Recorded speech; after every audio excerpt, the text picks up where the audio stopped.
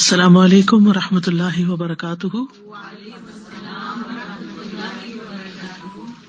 نحمده ونصلي على رسوله الكريم، اما بعد فاعوذ باللہ من الشیطان الرجیم، بسم اللہ الرحمن الرحیم۔ رب اشرح لي صدری ويسر لي امری واحلل عقدۃ من لسانی یفقہوا قولی۔ حج پروگرام کے سلسلے میں آج ہم مزید کچھ احکامات کے بارے میں پڑھیں گے۔ ارشاد باری تعالیٰ ہے، جعل اللہ الكعبة البيت الحرام قياما للناس والشهر الحرام والهدي والقلائد ذلك لتعلموا أن الله يعلم ما في السماوات وما في الأرض وَأَنَّ اللَّهَ بِكُلِّ شَيْءٍ عَلِيمٌ۔ اللہ نے کعبہ کو جو حرمت والا گھر ہے لوگوں کے لیے قیام کا ذریعہ بنایا ہے، اور ماہ حرام کو اور قربانی کے جانوروں کو اور پٹے والے جانوروں کو بھی، یہ اس لیے کہ تم جان لو کہ بے شک اللہ جانتا ہے جو کچھ آسمانوں میں ہے اور جو زمین میں ہے، اور بے شک اللہ ہر چیز کو خوب جاننے والا ہے۔ آیت کا مطلب یہ ہے کہ اللہ سبحانہ وتعالیٰ نے کعبہ کو جو محترم گھر ہے لوگوں کے لیے قیام کا ذریعہ بنایا ہے، یعنی اس گھر کی تعظیم کے ساتھ، اس گھر کو قبلہ بنانے کے ساتھ اور اس گھر کی زیارت کرنے کے ساتھ لوگوں کا دین اور دنیا قائم ہے۔ کعبہ کے ساتھ لوگوں کے دین کی تکمیل ہوتی ہے، ان کے بوجھ ہلکے ہوتے ہیں، انہیں بہت سے فوائد حاصل ہوتے ہیں۔ اس کعبہ کی خاطر اموال خرچ کیے جاتے ہیں، اپنے گھر بار کو چھوڑا جاتا ہے، مختلف رنگ و نسل کے لوگ وہاں پر جمع ہوتے ہیں، ایک دوسرے سے متعارف ہوتے ہیں، ایک دوسرے سے مدد لیتے ہیں، اور ان کے درمیان دینی اور دنیاوی رابطے قائم ہوتے ہیں۔ تو اللہ تعالیٰ نے اس محترم گھر کو لوگوں کی اجتماعی زندگی کے قیام کا ایک ذریعہ بنا دیا ہے، یعنی لوگوں کو اکٹھا کرنے کا، لوگوں کو ایک مرکز پر جمع کرنے کا ذریعہ بنا دیا ہے۔ بعض علماء کہتے ہیں کہ بیت اللہ کا حج کرنا ہر سال، یعنی ہر بندے کے لیے ہر سال نہیں، یعنی بیت اللہ میں حج ہونا ہر سال یہ فرض کفایہ ہے۔ اگر تمام لوگ حج چھوڑ دیں، یعنی حج کریں ہی نہ، تو تمام لوگ گنہگار ہوں گے جو حج کرنے کی قدرت رکھتے ہیں۔ اگر تمام لوگ حج چھوڑ دیں تو ان کی اجتماعی زندگی کا سہارا ختم ہو جائے گا اور قیامت قائم ہو جائے گی۔ تو جعل اللہ الکعبۃ البیت الحرام قیاما للناس، اللہ نے کعبہ کو، کعبہ کا لفظ جو ہے کعب سے ہے، مکعب کہتے ہیں ایسی چیز جس کے چاروں کونے برابر ہوں، اسکوئر جس کو بولتے ہیں، چوکور، اور اونچے اٹھے ہوئے گھر کو بھی کعب، اٹھی ہوئی چیز کو بھی کہتے ہیں، جیسے ٹخنوں کے لیے بھی یہ لفظ استعمال ہوتا ہے کہ وہ اٹھے ہوئے ہوتے ہیں۔ تو قرطبی کہتے ہیں کہ اس کو کعبہ اس لیے کہتے ہیں کہ اس کے 4 کونے ہیں، اور ایک اور قول کے مطابق اس لیے اس کو کعبہ کہا جاتا ہے کہ یہ باقی زمین کے مقابلے میں ابھرا ہوا اور نمایاں ہے، اوپر اٹھا ہوا ہے۔ یہاں کعبہ کا وصف بیت الحرام کے طور پر بیان کیا گیا ہے کہ یہ تعظیم والا گھر ہے، احترام والا گھر ہے، حرمت والا گھر ہے، یعنی اللہ سبحانہ وتعالیٰ نے یہاں پر لوگوں کے جان، مال، عزت، آبرو، ہر چیز کو محترم رکھا ہے، یعنی جو اس گھر میں جاتا ہے پھر وہ امن میں آ جاتا ہے۔ اس کے علاوہ قیام للناس، یعنی لوگوں کے لیے قیام کا ذریعہ ہے، یعنی ان کی دینی اور دنیاوی مصلحتوں کو قائم کرنے کا ذریعہ ہے، جیسا کہ سورۃ الحج میں آتا ہے کہ لِيَشْهَدُوا مَنَافِعَ لَهُمْ وَيَذْكُرُوا اسْمَ اللَّهِ عَلَىٰ مَا رَزَقَهُم مِّن بَهِيمَةِ الْأَنْعَامِ۔ تو یہاں مراد کیا ہے کہ وہ اپنے بہت سے فائدوں کے لیے حاضر ہوں، وہاں جائیں اور بہت سے فائدے حاصل کریں، ان کو دیکھیں اور اللہ کا نام لیں۔ اور خاص طور پر جو لوگ مکہ میں رہتے ہیں، کعبہ دینی اعتبار سے تو ہے ہی ان کے لیے فائدے کی چیز، لیکن وہ ان کے روزگار کا ذریعہ بھی ہے، ان کے معاش کا ذریعہ بھی ہے۔ ہر سال بہت سے لوگ وہاں جاتے ہیں، اپنے اموال خرچ کرتے ہیں، اور ان کے بزنسز جو ہیں وہ فلرش کرتے ہیں۔ لوگ اپنی ضروریات کی چیزیں لاتے ہیں وہاں، کچھ لوگ بیچتے بھی ہیں لا کے، کچھ خریدتے ہیں۔ تو اس طرح اہل مکہ اس تجارتی ایکٹیویٹی سے اپنا رزق حاصل کرتے ہیں۔ پھر اسی طرح لوگ وہاں امن و امان پاتے ہیں، اور عبادت اور ثواب حاصل کرتے ہیں، یعنی عبادت کرنے کی جگہ ہے بہترین، اور اس کے علاوہ ثواب حاصل کرتے ہیں، اور ویسے بھی کہ مبارک جگہ ہے، برکتوں والی۔ اور جب کعبہ نہیں رہے گا تو پھر قیامت قائم ہو جائے گی۔ قیامت کے قریب علامات قیامت کی نشانیوں میں سے ایک نشانی کیا ہے کہ جب ایک حبشی اللہ کے گھر کو گرا دے گا، کعبۃ اللہ کو گرا دے گا، تو اس کے بعد بہت جلد قیامت آ جائے گی۔ رسول اللہ صلی اللہ علیہ وسلم نے فرمایا کعبہ کو 2 پتلی پنڈیوں والا حبشی گرائے گا، اس کی ایک ایک اینٹ کو الگ کر دے گا، تو اس کے بعد پھر قیامت آ جائے گی۔ تو کعبہ قائم ہے تو دنیا قائم ہے، کعبہ کو گرا دیا گیا تو دنیا ختم ہو جائے گی۔ کعبہ کے علاوہ اور کون سی چیز کو اللہ نے قیام کا ذریعہ بنایا؟ والشہر الحرام، حرمت والے مہینوں کو۔ وہ کون سے مہینے ہیں؟ ذوالقعدہ، ذوالحجہ، محرم اور رجب، کیونکہ ان مہینوں میں لوگوں کو امن و امان حاصل ہوتا ہے۔ ان مہینوں میں جنگ حرام کر دی گئی ہے، اور جاہلیت کے دور میں بھی ان مہینوں میں کوئی جنگ نہیں کرتا تھا، تو فرمایا قرآن مجید میں فَلَا تَظْلِمُوا فِيهِنَّ أَنفُسَكُمْ، ان مہینوں میں اپنی جان پر ظلم نہ کرو، یعنی جنگ و جدل روک دو۔ تو جب جنگ و جدل رکتی ہے تو زندگی امن کی وجہ سے پھلنے پھولنے لگتی ہے۔ قیام للناس ہو گیا۔ والہدیہ، اور قربانی کے جانوروں کو بھی لوگوں کے فائدے کی چیز بنایا ہے، وہ بھی زندگی قائم کرنے کا ذریعہ، غذا حاصل کرنے کا ذریعہ ہے، یعنی ان کے ذبح کرنے سے فائدہ تو ہوتا ہی ہے، لیکن اس کے علاوہ اور بھی بہت سے فائدے ہیں۔ ان کا گوشت کھایا جاتا ہے، ان کی ہڈیاں استعمال ہوتی ہیں، ان کی کھالوں کا کاروبار ہوتا ہے، ان سے فائدے اٹھاتے ہیں، تو یہ بھی لوگوں کی معیشت کو قائم کرنے کا، ان کے رزق کمانے کا ایک ذریعہ بھی ہے۔ اور یاد رکھیے کہ جو قربانی کعبہ کی طرف بھیجی جاتی ہے یا مطلب حج کے دنوں میں کی جاتی ہے وہ ہدی کہلاتی ہے، اور جو عید کے موقع پر کی جاتی ہے وہ اضحیہ کہلاتی ہے، اضاحی، جس سے عید الاضحیٰ ہوتا ہے۔ حاجی جو ہیں وہ عموماً ہدی کرتے ہیں، یعنی یوم النحر پہ، لیکن اگر وہ چاہیں تو اضحیہ بھی ساتھ کر سکتے ہیں۔ یعنی حج کی قربانی، حج تمتع کرنے والوں پر تو قربانی لازم ہے، نہیں کر سکتے تو روزے رکھنے ہوں گے، لیکن اگر کوئی صاحب استطاعت حج کی قربانی دینے کے علاوہ اگر وہ عید کی قربانی یعنی عید الاضحیٰ کی جو نسبت سے قربانی کی جاتی ہے وہ بھی کرنا چاہے تو کر سکتا ہے۔ ہدی تو وہیں ہوگی مکہ میں، لیکن اضحیہ جو ہے، باقی قربانی، وہ چاہے تو مکہ میں کرے اور چاہے تو اپنے گھر پہ کرے، یعنی پیچھے گھر والے بھی کر سکتے ہیں اس کی طرف سے۔ مکہ سے پھر مراد مینا اور وہ سارا علاقہ یعنی حرم کا علاقہ۔ والقلائد، قلائدہ کا لفظ قلدہ سے ہے، قلد کہتے ہیں رسی کو بل دینا۔ قلدت الحبل کا مطلب ہے میں نے رسی بٹی، وہ بل دے دے کے بٹتے ہیں نا رسی کو۔ تو قلائد کے 2 معنی ہیں۔ قلائد کا ایک معنی یہ ہے کہ حج کی علامت کے طور پر اپنے گلے میں قلادہ پہن لینا، ہار پہن لینا۔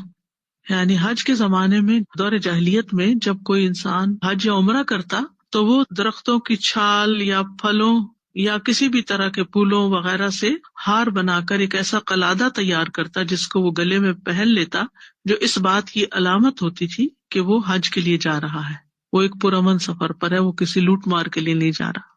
تو اس طرح ایسے شخص کو کوئی چھیڑتا نہیں تھا، اس کو راستے میں پورا امن حاصل ہوتا تھا۔ تو یہ زندگی کے قیام کا ذریعہ بن گیا۔ بعض لوگ حج کرنے نہیں بھی جا رہے ہوتے تھے، تجارتی سفر پہ جا رہے ہوتے تھے، لیکن اگر وہ ٹورڈز مکہ جا رہے ہیں تو مکہ تک وہ قلادہ پہن لیتے اور اس کے بعد آگے کا سفر پھر قلادے کے بغیر کر لیتے سیفٹی کے لیے۔ یہ بالکل ایسے ہی ہے جیسے آج کل لوگ آئیڈینٹی کے لیے اپنے گلے میں قلادہ لٹکاتے ہیں۔ دوسرا معنی یہ ہے کہ اس سے مراد وہ قلادے ہیں جو جانوروں کے گلے میں ڈالے جاتے ہیں جن پہ وہ سوار ہو کر مکہ جایا کرتے تھے، اور اسی طرح قربانی کے جانور کے گلے میں بھی ڈالتے تھے، ٹھیک، اور اس طرح وہ قربانی کے جانور کا احترام کیا کرتے تھے۔ اور اسی طرح یہ قلادے جو ہوتے تھے یہ بعض اوقات پرانے جوتے یا مشکوں کے کان وغیرہ کاٹ کے اس سے بنایا کرتے تھے۔ تو ایسے جانوروں کو کوئی چھیڑتا نہیں تھا، کوئی لوٹتا نہیں تھا، وہ سمجھ جاتے تھے کہ یہ حرم کی طرف جا رہے ہیں اور حج کے لیے جا رہے ہیں یا عمرہ کے لیے لوگ جا رہے ہیں اور وہاں جا کے یہ قربانی کرنا چاہتے ہیں۔ تو اس میں آپ دیکھیں کہ بکریوں، اونٹوں اور گایوں کے گلے میں ڈالنے کے ساتھ ساتھ مزید علامت کے طور پر اونٹ کا جو کہان ہوتا تھا اس کے اندر کٹ لگاتے تھے جس سے خون نکلتا تھا، تو اس کو بھی دیکھ کر لوگ پہچان جاتے تھے کہ یہ اونٹ جو ہے یہ حرم کی طرف جا رہے ہیں۔ تو اس طرح یہ تمام چیزیں ان کی زندگی کو قائم رکھنے کا ذریعہ تھی، خاص طور پر عربوں کے لیے، کیونکہ دور جاہلیت میں بہت زیادہ لوٹ مار تھی اور بدامنی تھی اور زندگی کو بچانا مشکل تھا. تو ان سب چیزوں کو محترم بنا کر اللہ تعالیٰ نے ان کی زندگی کو قائم رکھنے کا ذریعہ بنا دیا، یعنی وہاں زندگی قائم رہی. ذالک لتعلموا ان اللہ یعلم ما فی السماوات وما فی الارض، یہ اس لیے کہ تم جان لو کہ اللہ وہ سب کچھ جانتا ہے جو آسمانوں اور زمین میں ہے. یعنی اللہ سبحانہ و تعالیٰ ان تمام مصلحتوں سے خوب واقف ہے. یعنی لوگوں کو یہ پتا ہونا چاہیے کہ جو کچھ تمہیں دیا گیا ہے یا جو کچھ تم کر رہے ہو، اللہ سبحانہ و تعالیٰ اس سے بخوبی واقف ہے. اور اللہ سبحانہ و تعالیٰ کا علم تو ہر چیز کو گھیرے ہوئے ہے. وَأَنَّ اللَّهَ بِكُلِّ شَيْءٍ عَلِيمٌ، اور یہ کہ اللہ سبحانہ و تعالیٰ ہر چیز کو خوب خوب جانتا ہے، ہمیشہ سے جانتا ہے اور ہمیشہ جانتا رہے گا. کوئی بھی چیز اس سے چھپی ہوئی نہیں. تو اس آیت سے یہ پتہ چلتا ہے کہ جس گھر کی آپ زیارت کرنے کے لیے جاتے ہیں، جہاں حج ہوتا ہے، اللہ سبحانہ وتعالیٰ نے اس کو زندگی قائم رکھنے کا ذریعہ بھی بنایا. وہ محترم گھر تو ہے ہی، مبارک گھر تو ہے ہی، لیکن اس کے ساتھ ساتھ زندگی کے قیام کا ذریعہ بھی ہے، دینی اور دنیاوی مصلحتوں کو قائم کرنے کا ذریعہ بھی ہے. پھر حرمت والے مہینوں کی عظمت کا بیان بھی ہے کہ جن مہینوں میں حج ہوتا تھا اور عمرہ ہوتا تھا، ان مہینوں کو خاص طور پر حرمت والا بنا دیا گیا. پھر قربانی کے جانوروں کی عظمت کا بیان بھی ہے. تو اس سے یہ پتہ چلتا ہے کہ کوئی انسان ہو یا جانور ہو یا کوئی بھی چیز جو اس حج سے متعلق ہے اور اللہ کے گھر سے متعلق ہے، وہ سب محترم ہے اور اللہ سبحانہ وتعالیٰ نے ان کو ایک خاص مقام دیا ہے. اور اس سے یہ بھی پتہ چلتا ہے کہ گلے میں ہار ڈالنا جو ہے، چاہے اپنے میں ڈالا جائے یا پھر جانور کے گلے میں ڈالا جائے، اس کی مشروعیت ہے، یعنی اس کی اجازت ہے، اس میں کوئی ممانعت کی بات نہیں ہے. اور پھر آپ دیکھیں کہ یہ بات بھی سائے سے پتہ چلتی ہے کہ اللہ سبحانہ تعالیٰ نے یہ جتنی چیزیں مقرر کی ہیں، یہ سب اس کے علم اور حکمت پر مبنی ہے. ایسا نہیں کہ اللہ تعالیٰ کو پتہ نہیں اور لوگوں نے خود سے خود ایجاد کرنی ہے. اگر ان چیزوں کی عظمت اور حرمت قائم ہے تو یہ اللہ کی اجازت سے قائم ہے اور ایسا کیا جا سکتا ہے. اب ہم حج کے متعلق کچھ اور احکامات کے بارے میں پڑھیں گے. سفر حج سے قبل کچھ ضروری امور. سب سے پہلے یعنی حج کا سفر ابھی شروع نہیں کیا، آپ تیاری کر رہے ہیں، تو کن کن چیزوں کا لحاظ رکھنا چاہیے؟ تیاری میں سب سے پہلی چیز تو یہ کہ انسان حج کے بارے میں علم حاصل کرے.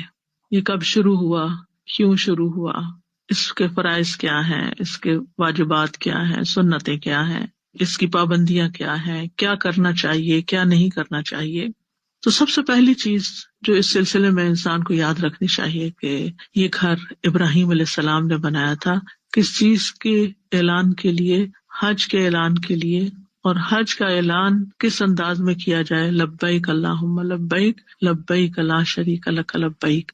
گویا دوسرے لفظوں میں حج کرنے والا سب سے پہلے اپنی توحید کو خالص کرے، اپنی نیت کو درست کرے اور صرف اللہ کے لیے اس عبادت کو بچا لائے. کیونکہ اگر انسان حج بھی کر رہا ہے اور اللہ کے ساتھ دوسروں کو شریک کر رہا ہے، چاہے شرک اکبر ہے یا شرک اصغر، تو یہ بات درست نہیں. ابن قیم توحید کی تعریف بیان کرتے ہوئے کہتے ہیں کہ توحید صرف بندے کے اس اقرار کو نہیں کہتے کہ اللہ کے سوا کوئی خالق نہیں، اور یہ کہ اللہ ہر چیز کا رب اور اس کا بادشاہ ہے، جیسا کہ بتوں کو پوجنے والے اس کا اقرار کرتے ہیں لیکن وہ مشرک ہیں، اللہ کو مانتے ہیں اور اس کے ساتھ بتوں کو بھی مانتے ہیں. بلکہ توحید اللہ کی محبت، اس کے سامنے جھک جانے، اس کے دروازے پر عاجزی اور انکساری کرنے کے ہیں. یعنی حج کا سفر محبت کا سفر بھی ہو، عاجزی اور انکساری کا بھی ہو، اور اس میں کسی قسم کی کوئی ریاکاری نہ ہو، کوئی تکبر نہ ہو، کوئی دکھاوا نہ ہو، کوئی غرور نہ ہو، کوئی سیلف پارٹی نہ ہو، بلکہ انسان صرف اور صرف اللہ کی خوشنودی کو اپنے ذہن میں رکھے اور اللہ کی عبادت کا فریضہ ادا کرنے کا مقصد ذہن میں رکھے، اور ہر سٹیپ کو، ہر ریچول کو، منسک کو اسی طرح ادا کرے جس طرح کرنے کا حکم دیا گیا. اس میں اپنی مرضی سے کوئی تبدیلی نہ کرے. اپنے تمام اقوال اور افعال اللہ کی رضا کے تابع کر لے، اسی کے لیے دے اور اسی کے لیے روک لے، اسی کے لیے محبت کرے اور اسی کے لیے نفرت کرے. کیونکہ ایمان مکمل ہی اس کا ہوتا ہے جو من احب للہ و ابغض للہ و آطا للہ و منع للہ. تو یہ چیز اپنے ذہن میں رکھے، اور یہ بھی یاد رکھے کہ شرک سے اعمال ضائع ہو جاتے ہیں، ریاکاری سے حج کا ثواب ضائع ہو جائے گا. تو سب سے پہلی چیز ہے علم حاصل کرنا اور پھر اخلاص نیت، کیونکہ ایمان جو ہے وہی اخلاص ہے دراصل. تو اس لیے اپنے ایمان کی تجدید اخلاص کے ساتھ. ایک شخص نے پوچھا آواز دے کر، یا رسول اللہ ایمان کیا چیز ہے؟ آپ نے فرمایا اخلاص. تو حج جو ہے وہ عبادت تو ہے ہی، ایمان کی تجدید بھی ہے، اور ایمان کی تجدید کس سے ہوگی؟ اخلاص کے ساتھ ہوگی. پھر دوسری چیز یہ کہ اتباع سنت، انسان اپنے ذہن میں یہ نیت کر لے کہ میں نے جو کچھ کرنا ہے وہ نبی صلی اللہ علیہ وسلم کے بتائے ہوئے طریقے کے مطابق کرنا ہے، لوگوں کی باتوں کو اگنور کر دینا ہے اور اپنی عقل کو بھی پیچھے رکھ دینا ہے. یہ عقل کا سفر نہیں ہے، یعنی بہت سی چیزوں کو آپ عقلی طور پر جسٹیفائی نہیں کر سکیں گے جو کچھ آپ وہاں کر رہے ہوتے ہیں. مجھے یاد ہے جب میں پہلی دفعہ حج کرنے گئی تھی تو میں پریشان ہو گئی تھی سب کچھ دیکھ کر کہ یہ اتنے سارے لوگ اتنا سرمایہ لگا کے اپنا گھر بار چھوڑ کے اتنی تکلیف اٹھا کے کبھی یہاں جا رہے ہیں، کبھی وہاں جا رہے ہیں، کبھی وہاں جا رہے ہیں. کیا مقصد ہے اس کا؟ عقل میں تو نہیں آتی بات. یہ عقلی طور پر آپ ایکسپٹ ہی نہیں کر سکتے. یعنی اپنی عام روزمرہ زندگی میں اگر آپ اپنے کو پیسے لگا کے کہیں جاتے ہیں تو کوئی نہ کوئی چیز ہوتی ہے نا جس کے لیے آپ جا رہے ہوتے ہیں. تو اب آپ عرفات میں جاتے ہیں، میدان ہے، ہاں ٹھیک ہے ایک پہاڑ ہے وہاں، لیکن باقی تو میدان ہی میدان ہے. اور آپ ایک مخصوص لباس پہن کے وہاں کھڑے ہیں، خیموں میں بیٹھے ہیں، گرمی میں اپنا دن یہاں گزار رہے ہیں، دعائیں مانگ رہے ہیں. اللہ تو ہر جگہ ہے، کہیں بھی دعائیں مانگ لیتے ہیں، لیکن یہاں کیوں آئے ہیں؟ اسی طرح رات آپ نے مزدلفہ میں گزارنی ہے، آپ نے زمین پہ سونا ہے، کسی کے پاس بیڈ نہیں ہوتا، کھلے آسمان کے نیچے سوئے، وہاں تو خیمے بھی نہیں ہوتے. جب مزدلفہ کی رات ہوتی ہے تو عجیب رات ہوتی ہے، آپ زمین کے اوپر آپ لیٹے ہوئے ہیں اور 7 لوگ ہیں، ادھر تھوڑے فاصلے پہ مرد بھی ہیں، عورتیں بھی ہیں، بچے بھی ہیں، گاڑیاں اور بسیں بھی کھڑی ہیں ساتھ. مطلب یہاں آنے کا مقصد کیا ہے؟ یعنی انسان اگر عقل سے سوچے کہ میں اتنا کچھ لگا کے یہاں اس زمین پہ لیٹنے کے لیے آیا ہوں، کیوں لیٹوں؟ اللہ کا حکم ہے نا، اس کے فائدے اپنے ہیں. حکمت سوچنے لگے تو بے شمار ہیں، بہت کچھ سمجھ آتا ہے، بہت کچھ یاد آتا ہے، بہت کچھ ایکسپیرینس کرتا ہے انسان. کیونکہ ہم یہاں اگر کہیں بھی نہ چلے اپنے لان میں جا کے لیٹ جاتے ہیں، مٹی پہ ذرا لیٹ کے دیکھتے، وہ فیلنگ نہیں آتی. آپ اپنے گھر والے ہوں گے، 2-4 لوگ ہوں گے، وہاں گھاس ہوگا، نہ ویسی زمین ہے اور نہ ہی وہ مجمع ہے اور نہ ہی وہ فضا ہے، نہ وہ آسمان ہے، تو وہ ایکسپیرینس نہیں ہوتا. تو جو وہاں لیٹ کے آپ کو قبر میں جانے کا، اور پھر اگر آپ رات کو اٹھ کے دیکھیں، حیرت ہوتی ہے. پورے لوگ ایسے لیٹے ہوئے ہوتے ہیں زمین کے اوپر، ایسا لگتا ہے قبرستان بنا ہوا ہے، سو رہے ہوتے ہیں لوگ، قبرستان کا منظر نظر آتا ہے، اور آپ اپنے آپ کو وہاں پر لیٹا ہوا پاتے ہیں. اسی طرح آپ پتھر مارے جا رہے ہیں، وہ تو آپ نے خود ہی تعمیر کیا اس کو، آپ خود ہی اس کو پتھر مار رہے ہیں، کیوں مار رہے ہیں؟ یعنی ایک ایک سٹیپ پر میں عقل سے سوچتی تھی تو مجھے کچھ سمجھ میں نہیں آتا تھا کہ یہ سب کیا ہے، لیکن جو اس کے فائدے تھے وہ اپنی جگہ تھے. تو اللہ علیم حکیم ہے، سب جانتا ہے، اللہ تعالیٰ کو سب پتا ہے، اور یہ سب اللہ کے حکم سے ہے. تو اللہ تعالیٰ کے حکم کی پیروی اور پھر اس کے بعد رسول اللہ صلی اللہ علیہ وسلم کے حکم کی پیروی انتہائی ضروری ہے. سارے حج میں اپنی مرضیاں نہیں کرنی، کیونکہ اعمال کی قبولیت کی شرط ہی یہ ہے کہ اخلاص ہو، اور پھر یعنی اللہ کی رضا کے لیے، اور دوسرا سنت کے موافق ہو. اور یہ سبق انسان یاد رکھے، قل ان صلاتی و نسکی و محیای و مماتی للہ رب العالمین، کہہ دیجیے میری نماز اور میری قربانی اور میرا جینا اور میرا مرنا سب اللہ کے لیے ہے جو تمام جہانوں کا رب ہے. پھر یہ ہے کہ جو مناسک حج ہیں، نسک جو ہیں، ان کو سیکھنے کا حکم بھی دیا ہے نبی صلی اللہ علیہ وسلم نے. رسول اللہ صلی اللہ علیہ وسلم نے فرمایا میری امت کو مناسک حج سیکھ لینے چاہیے، لتأخذ امتی مناسکہا، لہذا خاص طور پر منسک کی تعلیم حاصل کریں کہ کرنا کیا ہے، وہاں جا کر کس سٹیپ پر، کس جگہ، کس وقت میں کیا کرنا ہے. پھر جس مال سے آپ حج کر رہے ہیں وہ مال حلال ہونا چاہیے، حرام سے اجتناب کریں، کیونکہ رسول اللہ صلی اللہ علیہ وسلم نے فرمایا بے شک اللہ پاک ہے اور پاک ہی قبول کرتا ہے. اور اللہ نے مومنوں کو بھی وہی حکم دیا جو اس نے رسولوں کو دیا کہ اے رسولو تم پاک چیزیں کھاؤ اور نیک عمل کرو، میں تمہارے اعمال کو جاننے والا ہوں. یعنی پاکیزہ رزق لے کر جانا چاہیے. حرام مال سے حج قبول نہیں ہوتا، دعائیں بھی قبول نہیں ہوتی. آپ صلی اللہ علیہ وسلم نے ایک ایسے آدمی کا ذکر فرمایا جو لمبا سفر کرتا ہے، پریشان حال ہے، گرد آلود جسم ہے، اپنے ہاتھوں کو آسمان کی طرف دراز کر کے کہتا ہے اے میرے رب، اے میرے رب، حالانکہ اس کا کھانا حرام، اس کا پہننا حرام، اس کا لباس حرام، اس کی غذا حرام، تو اس کی دعا کیسے قبول ہو؟ تو میک شور کرنا چاہیے کہ جانے سے پہلے جو مال جسے لے کے جا رہے ہیں، اور ویسے بھی اپنی زندگی میں حلال کا اہتمام کریں. پھر حج پہ جانے سے پہلے اپنی اہم ذمہ داریاں کسی اہل کے سپرد کر کے جائیں. چاہے اپنی ذاتی زندگی میں ہے یا آپ کہیں جاب کر رہے ہیں یا آپ کے پاس کوئی مال امانت ہے یا کوئی بھی چیز ہے کہ جس کے بارے میں آپ کو دوسروں کو بتانا چاہیے، وہ لازمی طور پر بتائیں۔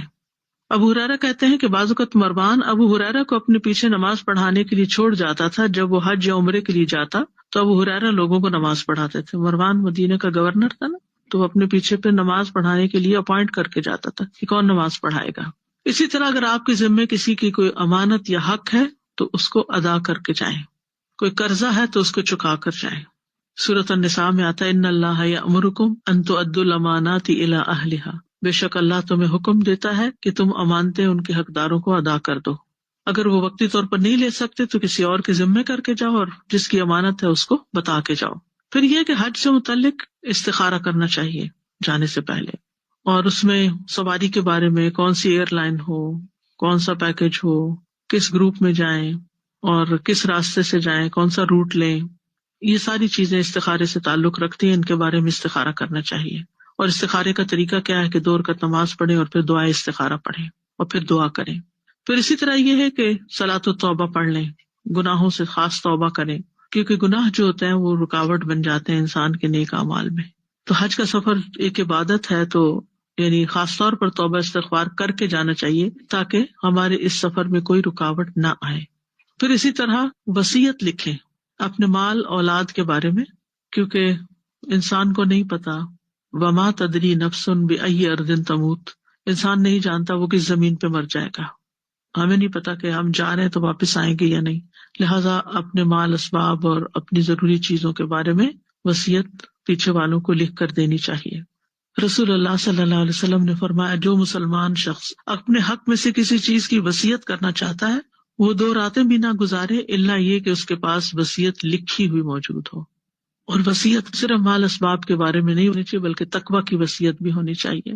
قرآن مجید میں آتا ہے وَلَقَدْ وَصَّيْنَا الَّذِينَ أُوتُوا الْكِتَابَ مِنْ قَبْلِكُمْ وَإِيَّاكُمْ أَنِ اتَّقُوا اللَّهَ، بلا شبہ ہم نے ان لوگوں کو جنہیں تم سے پہلے کتاب دی گئی اور تمہیں بھی تاکیدی حکم دیا کہ اللہ کا تقویٰ اختیار کرو۔ تو اللہ سے ڈرنے کی، عبادت پر قائم رہنے کی وصیت کرنی چاہیے اپنے بچوں کو۔ ما تعبدون من بعدی، میرے بعد تم کس کی عبادت کرو گے، کیا طریقہ زندگی اختیار کرو گے۔ پھر اسی طرح اگر مقروض ہیں تو پہلے قرض ادا کریں۔ نبی صلی اللہ علیہ وسلم نے فرمایا، مسند احمد کی روایت ہے، مومن کی جان اس وقت تک لٹکتی رہتی ہے جب تک اس پر قرض موجود ہو۔ ایک اور روایت میں آتا ہے صحیح مسلم کی کہ شہید سے سوائے قرض کے سب گناہ بخش دیے جاتے ہیں۔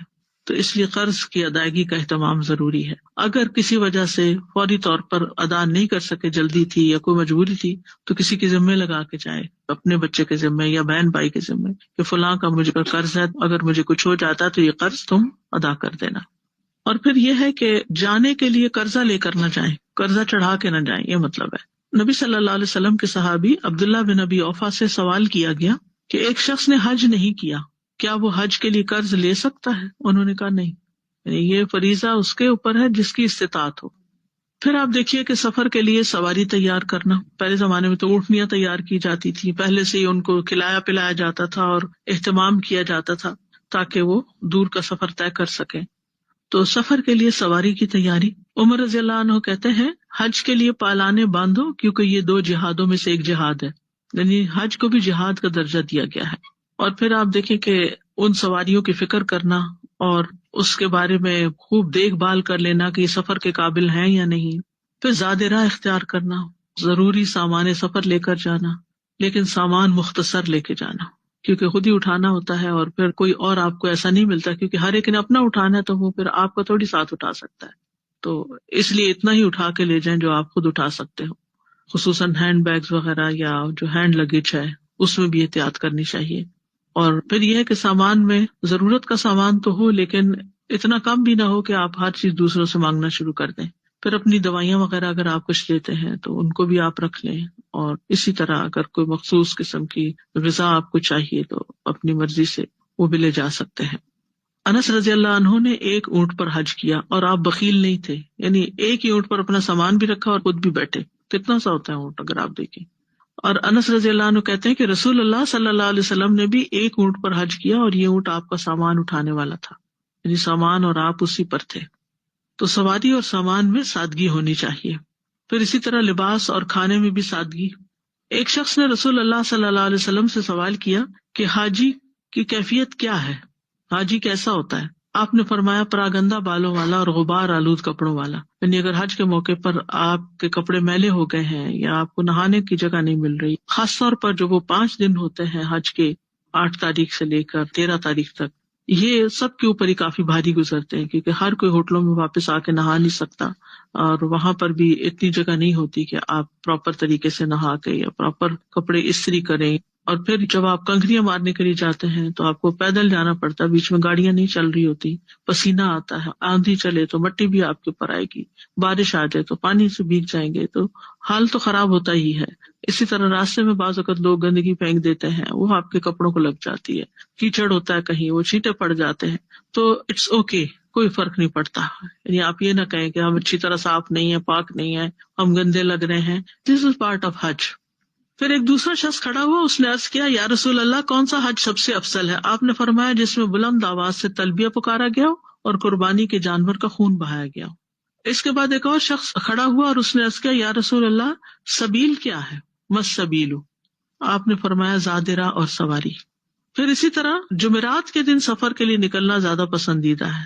کعب کہتے ہیں کم ہی ایسا ہوتا کہ رسول اللہ صلی اللہ علیہ وسلم کسی سفر میں جمعرات کے سوا کسی اور دن نکلیں، یعنی وہ نکلنے کے لیے جمعرات کا دن ہی پسند کرتے تھے. پھر اس سفر کے بھی کچھ آداب ہیں، اور اس میں کیا ہے؟ الحج اشہر معلومات فمن فرض فیہن الحج فلا رفث ولا فسوق ولا جدال فی الحج وما تفعلوا من خیر یعلم اللہ وتزودوا فإن خیر الزاد التقوی. اس مختصر سے آیت میں ساری چیزیں بتا دی گئیں، کیا نہیں کرنا اور کیا کرنا ہے. کوئی شہوانی فعل نہ ہو، کوئی نافرمانی نہ ہو، کوئی جھگڑا نہ ہو، اور نیکی جو بھی تم کر سکو، ذاتی نیکی، خدمت خلق، دین کی دعوت، یہ سب کر سکتے ہو، اور زاد راہ ساتھ رکھو. نبی صلی اللہ علیہ وسلم نے حضرت معاذ کو جب یمن کی طرف بھیجا تھا تو انہوں نے کہا تھا کہ مجھے کوئی نصیحت کرے. وہ سفر پہ جا رہے تھے، تو اس سفر میں جو آپ نے ان کو نصیحت کی وہ ہم حج کے سفر کے لیے اپنے پلے باندھ سکتے ہیں، اور بڑی خوبصورت ہے. انہوں نے کہا اللہ کے رسول صلی اللہ علیہ وسلم مجھے کوئی وصیت فرمائے. آپ نے فرمایا حسب استطاعت اللہ کا تقوی اختیار کرو، ہر پتھر اور درخت کے پاس اللہ عز و جل کا ذکر کرو، یعنی جہاں سے بھی گزرو، جہاں بھی رکو، ہر جگہ اللہ کو یاد کرو. اور جب تم کوئی برائی کرو تو اسی وقت توبہ کرو. کوئی غلطی ہو گئی، ٹنگ سلپ ہو گئی، کسی انسان کو کچھ کہہ دیا تو فوراً استغفار. مخفی برائی کی توبہ مخفی انداز میں، اور علانیہ برائی کی توبہ علانیہ انداز میں ہونی چاہیے. یعنی جو چھپ کے غلطی کی تو چھپ کے توبہ کر لے، جو سب کے سامنے غلطی کی اوپنلی کی ہے تو پھر اوپنلی توبہ کرو. پھر اس سفر کے آداب میں سے ہے شاعر اللہ کی تعظیم کرنا. وَمَن يُعَظِّمْ شَعَائِرَ اللَّهِ فَإِنَّهَا مِن تَقْوَى الْقُلُوبِ. پھر ہے سکینت اختیار کرنا، یعنی کام ڈاؤن، سلو ڈاؤن. ٹھیک ہے، جلد بازی نہیں کرنی چاہیے، پینک نہیں ہو جانا چاہیے. مثلا آپ کا سامان نہیں آ رہا، دیر سے آتا ہے بعض اوقات، تو اب آپ پینک ہو جائے، آپ گمان کرنے لگے، لگتا ہے گم ہو گیا ہے، وہ چڑھا ہی نہیں، پتہ نہیں کسی اور لائن پہ چلا گیا ہوگا، پتہ نہیں ملے گا ہی نہیں، تو میں کروں گی کیا. اور کبھی اس سے بات کر رہے ہیں، کبھی اس سے بات کر رہے ہیں، اور اتنے میں دیکھتے ہیں کہ سامان آیا پڑا ہے. تو یہ جو انتظار کا وقت ہوتا ہے بعض اوقات 1 گھنٹہ لگ جاتا ہے، اور یہ صرف وہاں نہیں لگتا، یہاں بھی لگتا ہے. وہ مجھے کوئی بتا رہا تھا ریسنٹلی، وہ ڈیلس سے واپس آئے تو سامان آنے میں میرا خیال ہے شاید 2 گھنٹے لگ گئے. کوئی وجہ ہوتی ہے، بعض اوقات کارٹس اویلیبل نہیں ہوتے، اور بہت ساری فلائٹیں آئی ہوئی ہوتی ہیں تو دیر ہوتی، جگہ خالی نہیں ہوتی جہاں پر سامان آتا ہے. یہ ایک مثال دے رہی ہوں سامان کی، کوئی بھی چیز ہو سکتی ہے. تو ایسے میں آپ 2-3 چیزیں جو ہے وہ اپنے لیے لازم، اس میں سے ایک یہ کہ جہاں بھی جلدی تیزی ہو رہی ہو وہاں سلو ڈاؤن، اور جہاں لوگ بہت باتیں بحثیں کر رہے ہوں وہاں سائلنس، اور جب کوئی آپ ضروری بات کرے تو اسمائل. ٹھیک ہے، 3S یاد کر لیں، slow down, silence and smile.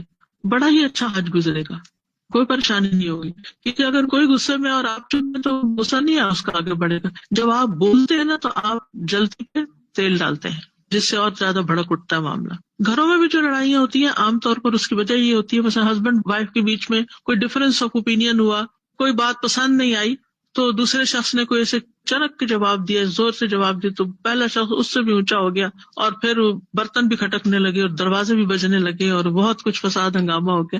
تو اس لیے بہتر یہی ہے کہ انسان ناگوار باتوں پر خاموشی اختیار کر لے. اور آپ دیکھیں کہ تھوڑی دیر کے بعد آہستہ آہستہ آہستہ آہستہ اس کی گرمی کم ہو جاتی ہے، وہ انٹینسٹی کم ہو جاتی ہے. تو ہر جگہ آپ نے سکون کو مینٹین رکھنا ہے، چلنے میں آہستگی، کیونکہ آپ دھکا نہیں دیں گے اگر آپ آہستہ چل رہے ہیں، کیونکہ بہت سے لوگ دھکا دے دیتے ہیں، پش کرتے ہیں، اس سے دوسروں کو تکلیف پہنچتی ہے. تو آپ نے ولا فسوق ولا جدال فی الحج کرنا ہی نہیں. تو ایسی صورت میں پھر آپ خود سلو ہوں گے. اگر آپ کے طواف کو 2 کی بجائے 3 گھنٹے لگ گئے تو کیا ہوگا؟ 2 کی بجائے 3 گھنٹے کا ثواب ہے. اگر آپ کو چھوٹے راؤنڈ کی بجائے بڑا راؤنڈ ملا، نیچے جگہ نہیں ملی، وہ کہتے ہیں اوپر جاؤ، اوپر چلے گئے، تو لڑائی کرنے کی کیا ضرورت ہے؟ ان سے جو وہاں شرطا کھڑے ہوتے ہیں، پولیس والے کھڑے ہوتے ہیں، کچھ لوگ ان سے ایسی لڑائی کرتے ہیں اور پھر زبردستی اندر جانے کی کوشش کرتے ہیں. آپ کہیں کہ مجھے موقع مل گیا زیادہ قدم اٹھانے کا، مثلاً آپ ویل چیئر پہ اور وہ تیز نہیں چلا رہا تھا، خوش ہو زیادہ وقت مل گیا دعائیں کرنے کا. آپ اسکوٹی پہ بیٹھے ہوئے، وہ تیز نہیں چل رہی، خوش ہو کہ آہستہ آہستہ کریں گے، انجوائے کریں گے، دعائیں مانگیں گے، ذکر کریں گے. پینک کیوں ہو رہے ہیں ہر تھوڑی دیر کے بعد؟ یہ سلو ہے، یہ سلو ہے، یہ دھکا ہے، دیکھو فلاں کیا کر رہا ہے. آپ عبادت کے لیے آئے، آپ کا تقویٰ کہاں ہے؟ آپ اللہ کی طرف رجوع کریں، نہ کہ صرف چیزوں کو دیکھتے رہیں، لوگوں کو دیکھتے رہیں، تبصرے کرتے رہیں. یہ حج نہیں ہے، یہ تعظیم نہیں ہے شاعر اللہ کی. جس جگہ آپ کھڑے نا اس جگہ کی حرمت کو دیکھیں، کہاں کھڑے ہو کے کیا بات کر رہے ہیں. جو لوگ وہاں کھڑے ہیں نا ڈیوٹی پہ، ان کی بھی ایک حرمت ہے، ان کا بھی ایک مقام ہے، ان کو بھی عزت دیں. وہ اللہ کے گھر کی پاسداری کر رہے ہیں اس وقت، وہ ایک خاص ڈیوٹی پر ہے. آپ ان کے پیچھے پڑ جاتے ہیں اور بعض اوقات ان کی بات نہیں سنتے. وہ اگر آپ کو کہیں سے اٹھاتے ہیں تو اٹھ جائیں، انہیں پتا ہے کہ یہ بیٹھنے کی جگہ ہے یا نہیں، ڈھیڑ بن کے نہیں بیٹھے. اور بعض اوقات وہ ایک دفعہ اٹھاتے ہیں، تھوڑی دیر وہ گھوم کے پھر لوگ آ کے بیٹھ جاتے ہیں، ایک نہیں سنتے. آپ اپنے آپ کو رکھ کے دیکھیں، وہاں اگر آپ ڈیوٹی پر ہو، لوگ آپ کے ساتھ یہ کر رہے ہیں، تو آپ کا پیشنس کیا ہوگا. اور پھر میں بعض اوقات حیران ہوتی، میں دیکھتی رہتی تھی کہ وہ ایک کو کہتے باجی فلاں یہ نہ کرو، یہ نہ کرو، اچھا وہ گزر گیا، وہ کسی طرح ٹلا، اگلا ایک اور آ گیا، اسی جگہ ایک اور آ گیا، اب وہی باجی اس کے ساتھ باجی باجی ہو رہا ہے، اس کو کسی طرح ٹلایا، پھر ایک اور آ گیا. کہتی تھی یا اللہ، ان کا سارا دن یہی کام ہے، کتنا مشکل کام ہے. تو جانے والوں کو کوآپریٹ کرنا چاہیے، ان کو بات سن لینی چاہیے، مان لینی چاہیے. نبی صلی اللہ علیہ وسلم نے عرفہ کے دن فرمایا، اے لوگوں اپنے اوپر سکون لازم کر لو، اونٹوں کو تیز دوڑانا کوئی نیکی نہیں، اونٹوں کو تیز دوڑانا کوئی نیکی نہیں. اگر آپ تیز چلا رہے ہیں کوئی چیز تو آپ کوئی بڑی نیکی نہیں کر رہے. پھر اسی طرح صبر کرنا، کیونکہ انسان بعض اوقات نئے لوگوں کے ساتھ جاتا ہے جن کے ساتھ کبھی زندگی میں رہنے کا موقع نہیں ملتی، عادات اخلاق مختلف ہوتا ہے، تو پھر ان کے ساتھ نبھا مشکل ہوتا ہے. آپ سوچیں صرف چند دن کے لیے کون سا میں نے ساری زندگی ان کے ساتھ رہنا ہے. اور بعض لوگوں کے ساتھ ساری زندگی بھی رہنا پڑے تو بھی انسان کو صبر کرنا پڑتا ہے. صبر سے ہی زندگی کی گاڑی چلتی ہے، ورنہ تو پھر انسان ساتھ نہیں چل سکتا، الگ ہو جاتا ہے. نبی صلی اللہ علیہ وسلم نے فرمایا، وہ مومن جو لوگوں سے ملتا جلتا ہے اور ان کی طرف سے آنے والی تکالیف پر صبر کرتا ہے، وہ اس مومن سے اجر و ثواب میں کہیں زیادہ ہے جو لوگوں سے میل جول نہیں رکھتا، نہ ہی ان کی تکلیفوں پہ صبر کرتا ہے. کچھ لوگ صرف اس لیے کسی سے نہیں ملتے جلتے کہ ہم ان کی باتیں نہیں برداشت کر سکتے. پھر اسی طرح یہ ہے کہ جس طرح کا بھی کھانا میسر ہو اس پہ شکر ادا کرنا چاہیے. بعض اوقات لوگ کھانے پہ لڑائی ڈال دیتے ہیں، ہم نے ایجنٹ کو اتنے پے کیے تھے، اس نے ہم سے یہ کہا تھا کہ ایسا اور ایسا کھانا ہوگا، لیکن یہ کھانا اس کوالٹی کا نہیں، اس میں میٹھا نہیں، اس میں فلاں نہیں، اس میں سیلڈ نہیں، اس میں یہ نہیں. کیونکہ یہ سب چیزیں میں اپنی آنکھوں سے دیکھ چکی ہوں، اس طرح کی لڑائیاں، یعنی نہ ختم ہونے والی لڑائی میں نام ہے. اور پھر یہ کہ کس کس کو کال کر رہے ہیں اور کس کس سے شکایت کر رہے ہیں اور کس کس پہ غصہ کر رہے ہیں. تو میں سوچتی تھی کہ ہم آئے کس لیے؟ چلے اگر آپ کے پیسے چلے گئے، وہ کسی کی جیب میں چلے گئے، ہمیں تو اللہ کے راستے میں دیے تھے، آپ کا تو اجر لکھا گیا. اگر آپ کو آپ کا پورا حق نہیں مل رہا تو اللہ تعالیٰ تو آپ کا حق نہیں مارے گا، وہ تو آپ کو دے دے گا. بعض اوقات ایسا ہوتا ہے کہ باوجود پوری کوشش کے ٹریفک اس طرح بلاک ہوتی ہے کہ وقت پہ کھانا پہنچتا ہی نہیں، آپ کو بھوکا بھی رہنا پڑتا ہے. آپ کھجور بسکٹ پہ بھی گزارا کر سکتے ہیں، اور وہ زیادہ اچھا رہتا ہے کہ تھوڑا سا انسان نے کھایا اور باقی وقت عبادت میں لگا رہا.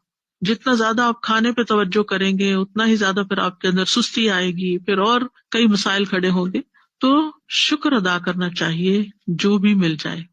رسول اللہ صلی اللہ علیہ وسلم نے فرمایا، بے شک اللہ اس بندے سے راضی ہوتا ہے جو ایک لقمہ بھی کھائے تو اس پر اللہ کا شکر ادا کرے، یا مشروب کا ایک گھونٹ بھی پیے تو اس پر اللہ کا شکر ادا کرے. تو آپ تو اللہ کی رضا کے لیے نکلے تھے نا، یہی نیت کی تھی، تو اگر جو ملا اس پر شکر ادا کرتے جا رہے ہیں تو اللہ راضی ہو جائے گا.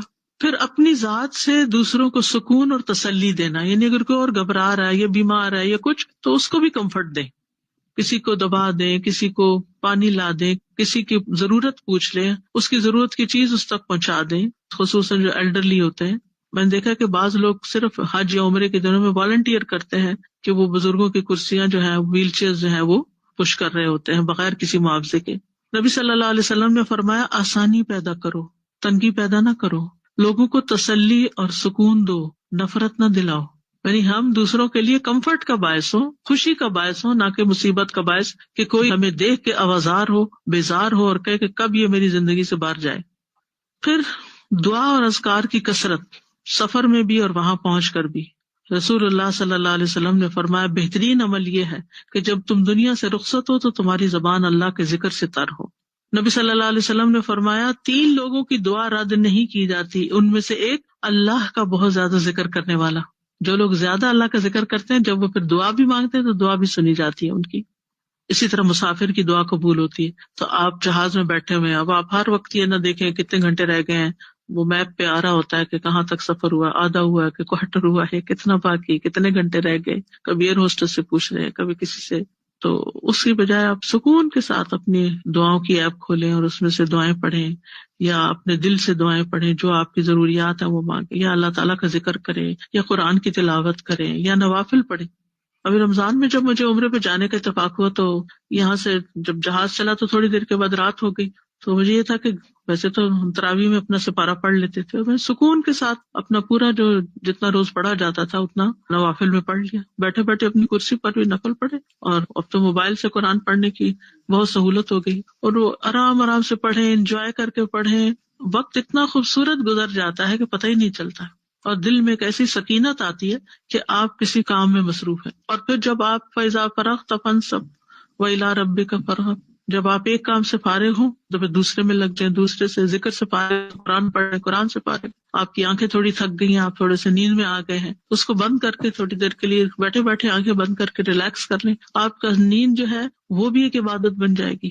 یعنی سفر کو بھی پروڈکٹیو بنائیں، یعنی صرف ایک بیزاری کے عالم میں اور تھکاوٹ اور اس میں نہیں گزاریں، بلکہ پہلے سے پلان کر کے جائیں کہ میں نے راستے میں کیا کیا کرنا ہے. اور اگر آپ دیکھ کے کچھ پڑھ نہیں پا رہے یا دیکھ کے آپ دعائیں نہیں پڑھ رہے، کیونکہ میں اس لیے دیکھ کے کرنے کی کہہ رہی کہ سب یاد نہیں ہوتی زبانی، تو پھر آپ تسبیح کرتے رہیں، تسبیح کریں، درود شریف پڑھیں، استغفار پڑھیں، یا حی یا قیوم کی تسبیح کر لیں، یا ذا الجلال والاکرام جس کی کثرت کرنے کو کہا گیا ہے. پھر لا حول ولا قوة الا باللہ، لا الہ الا اللہ وحدہ لا شریک لہ.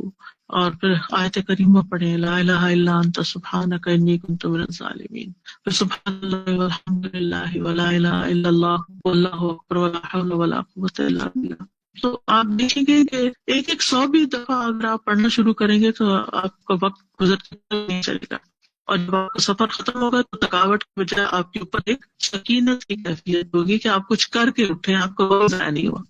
سلف صالحین جو تھے وہ کثرت کے ساتھ اللہ کا ذکر کرتے. ابو حازم کہتے ہیں کہ نبی صلی اللہ علیہ وسلم کے اصحاب جب احرام پہنتے تو وہ روحا نامی جگہ تک بھی نہ پہنچتے تھے کہ ان کی آوازیں بیٹھ جاتی تھی.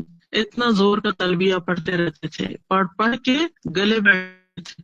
اور اب دیکھیں گے کوئی تلبیہ نہیں پڑھ رہا ہوتا. چلو ان ملکوں سے جانے میں تو یہ ہے کہ سارے مسلمان نہیں ہوتے جہاز میں، لیکن جو فلائٹس ہوتی ہیں ان پر بھی مجھے سفر کرنے کا اتفاق ہوا ہے. کوئی ایسی ہوتی ہے جس میں کوئی اللہ کا ایسا بندہ بیٹھا ہو کہ جو شروع کر لے تو دوسرے. مجھے پہلا عمرہ جو کرنے کا اتفاق ہوا تھا وہ جارڈن سے تھا. تو جارڈن سے ہم لوگ جدہ کی طرف گئے تھے. وہ جہاز مجھے یاد ہے کہ جس میں تربیہ بھی تھا، جس میں اذکار تھے، جس میں اذان تھی، بہت ہی بھرپور قسم.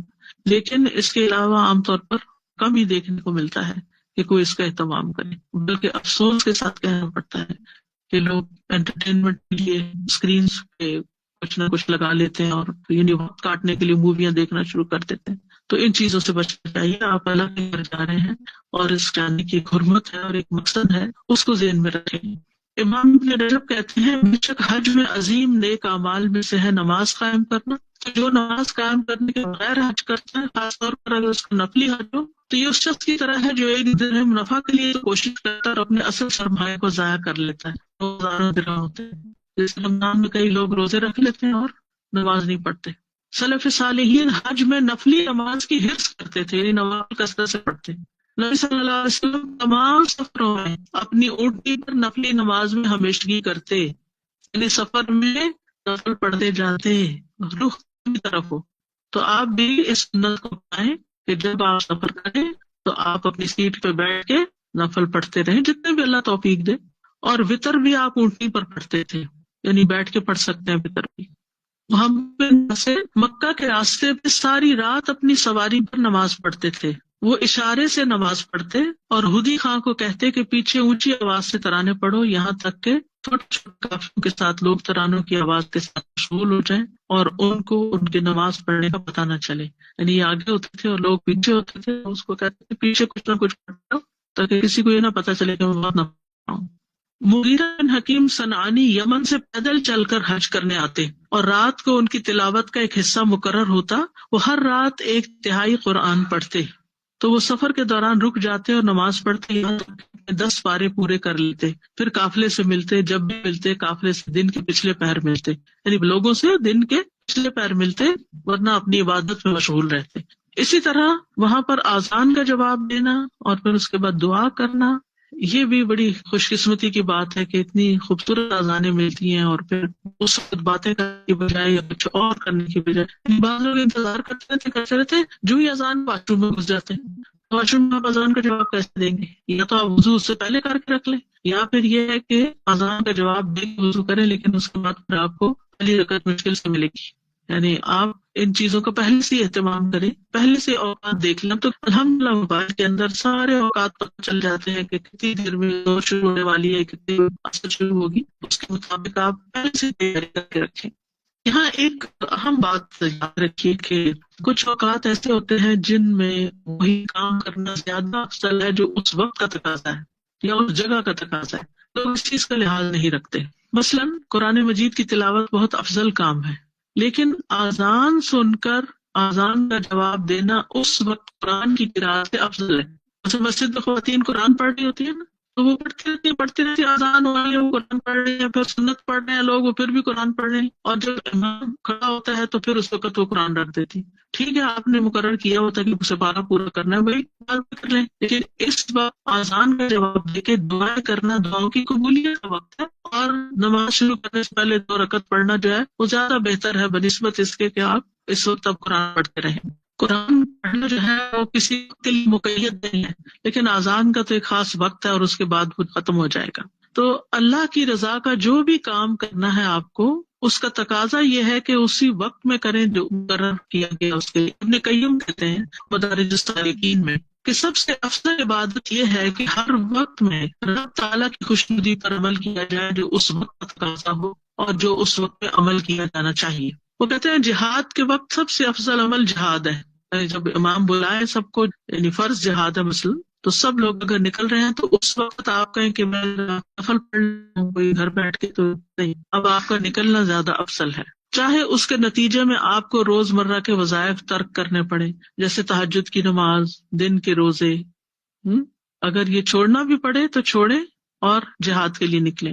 اسی طرح فرض نماز کی تکمیل جو گھر میں پوری پڑھی جاتی ہے اور سفر میں آدھی ہو جاتی ہے اور خوف میں تو اور بھی کم ہو جاتی ہے. پھر اسی طرح باقی کام بھی، مثلاً اگر آپ کے تعلیم دینے کا وقت ہے اور لوگ علم حاصل کرنے کے لیے آئے ہوئے ہیں تو اس وقت تعلیم دینا افضل عبادت ہے. یہ نہیں کہ ان کو بٹھا کے آپ نفل شروع کر دیں، یا یہ نہیں کہ استاد کلاس میں بیٹھا ہے اور آپ اشراق پڑھ رہے ہیں، یہ نہیں ہونا چاہیے. اسی طرح مہمان آ جائے تو مہمان نوازی افضل عمل ہے، چاہے آپ کو اپنا کوئی مستحب کام چھوڑنا پڑے. پھر اسی طرح سحری کے وقت افضل عبادت نماز، قرآن، دعا، ذکر اور خاص طور پر استغفار. کبھی آپ نے اس کی حکمت پہ غور کیا کہ سحری کے وقت استغفار کیوں، کوئی اور ذکر کیوں نہیں؟ بات یہ کہ جو لوگ تہجد کے لیے اٹھتے ہیں شیطان ان کے پیچھے لگ جاتا ہے اور ان کو بار بار ساتھ دلاتا ہے تم دوسروں سے زیادہ نیک ہو. خاص طور پر اگر گھر میں اور نہیں اٹھا ہوا نا اور آپ اٹھے ہوئے ہیں تو آپ کو ضرور خیال آئے گا کہ میں ان سے اچھا ہوں کہ میں تہجد پڑھ رہا ہوں اور یہ ان کو تو پڑھنے کا خیال ہی نہیں ہے. تو اس وقت کیا استغفار، کیونکہ یہ ایک شیطانی خیال ہوتا ہے انا خیر منہ. آپ کو نہیں پتا کہ وہ کسی اور کام میں آپ سے کتنے اچھے ہوں، یا اس وقت کیونکہ نیند اگر ضروری ہے تو انہوں نے اٹھ کے اور کون سا کام کرنا ہے. تو نفل پڑھنے کی اگر آپ کو اس کا موقع ملا ہوا ہے تو بھی سب سے افضل وقت استغفار کا سحری کا وقت ہے. پھر اسی طرح 5 نمازوں کے وقت میں افضل ترین عبادت نماز کو کامل طریقے سے پڑھنا. اخلاص سے پڑھنا، جلدی اٹھنا، مسجد کی طرف جانا، خاص طور پہ مردوں کے لیے. پھر اسی طرح اگر کوئی آپ کے پاس ضرورت مند آ گیا ہے تو اس وقت افضل کام کیا ہے؟ اس کو اٹینڈ کرنا، اس کی ضرورت پوری کر دینا. کوئی سوال لے کر آ گیا ہے، کوئی علمی سوال لے آیا ہے کہ آپ ذرا یہ سن لیں، یا کوئی اپنا مسئلہ بیان کرنے کے لیے آیا ہے، تو اب آپ یہ نہیں کہہ سکتے کہ میں اس وقت ذرا قرآن پڑھ لوں، آپ بیٹھ ذرا میں ذکر کر لوں. نہیں، آپ پہلے اس کو ذکر بعد میں کریں. پھر اسی طرح قرآن کی تلاوت کے وقت افضل ترین کام کون سا ہے اور وہ وقت کون سا ہے؟ ان قرآن الفجر کان مشہورا، فجر کا وقت، صبح کا وقت. لیکن اگر اس وقت آپ کسی وجہ سے نہیں پڑھ سکتے، مثلا باتیں چھوٹی ہیں اور آپ کو جلدی آرام کرنا ہوتا ہے کہ آپ کو کام پہ جانا ہے، تو پھر آفٹر اثر بھی آپ پڑھ سکتے ہیں. تو جب آپ پڑھیں تو اس وقت افضل چیز قرآن میں دل جمعی کرنا، تدبر اور فہم حاصل کرنا، یا اس کی تلاوت اچھے طریقے سے کرنا. عرفات کے میدان میں سب سے افضل عمل کیا ہے؟ وقوف عرفات. یعنی سب سے افضل عبادت اللہ سے عاجزی کرنا، گڑ گڑا کے دعائیں کرنا، ذکر میں کرنا. اس دن روزہ رکھنا افضل عبادت نہیں ہے تاکہ آپ کمزور نہ ہو جائیں، جو کام آپ نے اس دن کرنا ہے پوری طرح کر سکیں. ذوالحجہ کے 10 دنوں میں افضل ترین عبادت کون سی ہے؟ تکبیرات پڑھنا، لا الہ الا اللہ پڑھنا، حمد کے کلمات پڑھنا، اور یہ اس دن سے افضل ہے جہاد فرض عین نہ ہو. رمضان کے آخری عشرے کی افضل ترین عبادت کون سی ہے؟ قیام اللیل. ٹھیک ہے، من قام لیلۃ القدر ایمانا و احتسابا. اسی طرح اعتکاف، اور اگر اعتکاف پورا نہیں بھی کر سکتے تو خلوت اختیار کرنا، لوگوں سے کام ملنا، اور اس وقت قرآن کی قرات، قرآن کے ساتھ شغف. لوگوں کو کوئی اور سبجیکٹ پڑھانے سے زیادہ افضل ہے کہ آپ ان کو میتھمیٹکس پڑھا رہے ہیں یا کچھ اور کر رہے ہیں، تو وہ 10 دن سب کچھ روک کے اگر قرآن پڑھنا ہے تو پڑھائیں، لیکن اس کے علاوہ باقی علوم کو پیچھے کر دیں. امام مالک جی اپنی حدیث کی مجلس ختم کر دیتے تھے رمضان میں، قرآن کے اوپر فوکس کرتے تھے. اس طرح بیمار ہو جائے تو افضل عبادت کیا ہے؟ اس کو اٹینڈ کرنا، اس کی تیمارداری کا. کوئی فوت ہو جائے تو اس کا جنازہ پڑھنا یا اس کے لیے استغفار پڑھنا. تکلیف کے وقت افضل عبادت کیا ہے؟ کیا کرنا چاہیے؟ صبر کرنا چاہیے. تو کہنا یہ کہ ہر وقت اور ہر حالت میں وہ کام کرے جس سے اللہ کی رضا حاصل ہو، جو اس وقت ضروری ہے. اس کو کہتے ہیں پرائرٹائز کرنا، یعنی پرائرٹائز کرنا آنا چاہیے آپ کو.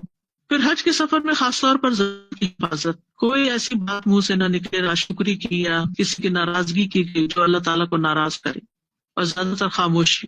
نبی صلی اللہ علیہ وسلم نے فرمایا تم حسن خلق اور طویل خاموشی کو لازم پکڑ لو. خاموشی اس لیے بھی ضروری ہے، کوئی تلاوت کر رہا ہوتا ہے، کوئی ذکر کر رہا ہوتا ہے اور آپ باتیں کر رہے ہیں اور اپنی باتوں سے دوسروں کو ڈسٹرب کر رہے ہیں، یا کوئی آرام کر رہا ہوتا ہے، کمرے میں کئی لوگ ہوتے ہیں، تو اس وقت اگر آپ تلاوت بھی کریں تو بغیر آواز نکالے کریں. پھر نظروں کی حفاظت، 3 لوگوں کی آنکھیں ملاقات کے دن آپ کو نہیں دیکھیں گی، ان میں سے وہ آنکھ ہے جس نے اللہ کے حرام کردہ امور سے نظروں کی حفاظت کی. یعنی اپنی نگاہیں جھکا کے طواف اور باقی چیزوں کو کریں، اپنے کام سے کام رکھیں. مردوں کو دیکھنا تو ویسے ہی ہے، لیکن خواہ میں بھی کسی کو کوئی کیا کر رہا ہے کیا نہیں کر رہا، اور پھر اپنا کام چھوڑ کے اس کے پیچھے لگ جانا، خاص طور پر طواف میں. ان سب چیزوں سے پرہیز کرنا چاہیے، اور خصوصاً بیکار چیزوں سے اپنے آپ کو بچائیں، اللہ سے بچائیں. سیلفیز بنانا اور اسی طرح اس وقت ٹیکسٹنگ کرنا. پھر جو آپ کا امیر ہو اس کی اطاعت کرے، جو آپ کا گروپ لیڈر ہو اس کی بات مانے. لڑائی جھگڑے سے، اور اگر کوئی اور لڑائی کر رہا ہو تو ایک طرف ہو جائے، اس میں شریک نہ ہو. لوگوں کے ساتھ اچھے اخلاق سے پیش آئے. نبی صلی اللہ علیہ وسلم نے فرمایا تم جہاں کہیں بھی ہو اللہ سے ڈرو، برائی کے بعد بھلائی کر لو، وہ اسے مٹا دے گی، اور لوگوں سے اچھے اخلاق سے پیش آؤ. لوگوں کو خیر دینا اور اپنے شر سے بچانا. نبی صلی اللہ علیہ وسلم نے فرمایا تم میں سب سے بہتر وہ ہے جس سے خیر کی امید ہو اور اس کے شر سے امن ہو، اور سب سے بدتر وہ ہے جس سے اس کی خیر کی توقع نہ ہو اور اس کے شر سے امن نہ ہو. پھر امر بالمعروف اور نہی عن المنکر کرنا. پھر اللہ کی راہ میں کثرت سے خرچ کرنا. ابن عمر سے روایت ہے کہ رسول اللہ صلی اللہ علیہ وسلم نے فرمایا بے شک اللہ اپنے بندوں کو نفع پہنچانے کے لیے کچھ لوگوں کو بطور خاص نعمتیں عطا کرتا ہے. کچھ لوگوں کو نعمتیں عطا کر دیتا ہے، مال دے دیتا ہے، یا کچھ سکلز دے دیتا ہے، یا علم دے دیتا ہے، تاکہ وہ ان نعمتوں کے ساتھ اوروں کو فائدہ پہنچائے. اگر وہ خرچ کرتے رہیں تو وہ انعامات برقرار رہتے ہیں. یعنی اگر لوگوں کو دیتے رہیں، فائدہ پہنچاتے رہیں تو اللہ تعالیٰ ان کو اور دیتا رہے گا. اور اگر وہ رک جائیں تو ان سے سلب کر کے دوسروں کو عطا کر دیتا ہے، یعنی وہ نعمتیں پھر ان کے پاس نہیں رہتی. مثلا اگر آپ اپنی کسی اسکل، کسی مہارت کو کسی کے ساتھ شیئر نہیں کرتے تو کیا ہوتا ہے، آپ خود بھی بھولنے لگتے ہیں. لیکن جب آپ فائدہ پہنچتے ہیں تو آپ کو چیزیں یاد رہتی ہیں، آپ اس میں ایکٹیو رہتے ہیں، آپ کا مائنڈ بھی ایکٹیو رہتا ہے، آپ خود بھی انجوائے کرتے ہیں. اسی طرح علم ہے آپ کے پاس، آپ جب تک سکھاتے ہیں آپ حیران ہوں گے. پی ایچ ڈی کا تھیسس جس سبجیکٹ میں تھا اور جو اس کا آتھر تھا ابو طاہر السلفی، وہ 106 سال کی عمر میں فوت ہوا، اور آخری دن بھی وہ عصر کے وقت حدیث پڑھا رہا کہ جو ہی اس نے ختم کیا تو اس کی جان چلی گئی. بس 106 سال کی عمر میں. ان کو ان کے علاوہ بہت سے جو ایسے ہی واقعات میں نے پڑھے، اس سے مجھے اتنی موٹیویشن ملی کہ علم سکھانے میں کوئی ریٹائرمنٹ نہیں. اور یہ کام ایسا ہے کہ اگر انسان اس کو کرتا رہتا ہے تو اس دماغ بھی اس کا حاضر رہتا ہے، اور وہ جب دوسروں کو فائدہ پہنچاتا ہے اللہ تعالیٰ اس کا فائدہ اس کو خود پہنچاتا ہے، کیونکہ آپ کو خود باتوں کی یاد دہانی ہو جاتی ہے، آپ کو عمل کی راہیں ملتی ہیں. جتنا چاہے آپ جانتے ہو، علم کو فریش نہ کرے تو عمل آہستہ آہستہ ختم ہونے لگتا ہے، آپ ویک پڑنے لگتے ہیں. پھر نئے سرے سے جانتے ہیں، پھر آپ کو یاد آ جاتا ہے، پھر آپ نئے سرے سے وہ کام شروع. مثلا آپ نے ایک بات جانی، آپ نے وہ کام شروع کر دیا. مثلا پرندوں کو پانی ڈالنے کا یا دانا ڈالنے کا کام آپ نے شروع کیا، اور کچھ عرصے کے بعد آپ کو بھول گیا، سردیاں آئیں، آپ ٹریول کر گئے، وہ سلسلہ ٹوٹ گیا. اب پھر آپ کو کسی دن یہ ریمائنڈر ملا، پھر آپ شروع ہو گئے. تو اس طرح ہوتا ہے ہر کام میں. کبھی جب بریک آتے ہیں عادتیں چھوٹ جاتی ہیں. تو علم کا یہ فائدہ ہوتا ہے کسی کو سکھانے کا کہ انسان کے اپنے عمل میں بھی بہتری آتی رہتی ہے، فائدہ ہی فائدہ ہے، اور ثواب الگ ہے. اسی طرح باقی چیزیں بھی جو بھی اللہ نے آپ کو دیا ہے، کسی بھی قسم کا کوئی ہنر، کوئی عقل کی بات، کوئی خاص پیشہ ہے آپ کا، کچھ بھی. مثلا اگر آپ ڈاکٹر ہیں، اتنا عرصہ آپ نے جاب کی، پھر آپ ریٹائر ہو گئے، تو آپ والنٹریلی کہیں کام کر سکتے ہیں، لوگوں کو فائدہ پہنچا سکتے ہیں. آج کل تو ویسے اتنے مواقع، یوٹیوب پہ لوگ بیٹھ کے کیا کیا مشورے دے رہے ہوتے ہیں اور لوگوں کو فائدہ پہنچا رہے ہوتے ہیں.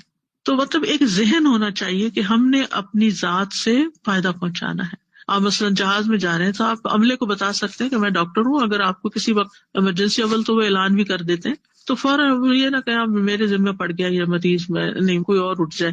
نہیں، آپ اٹھیں، فائدہ پہنچائیں. اللہ نے آپ کو ہی نعمت دی، اگر آپ نہیں استعمال کریں گے تو اللہ تعالیٰ کسی اور سے کروا لے گا کام. دنیا کے کام رکتے تو نہیں نا. اسی طرح سفر میں مسافروں کے کام آنا.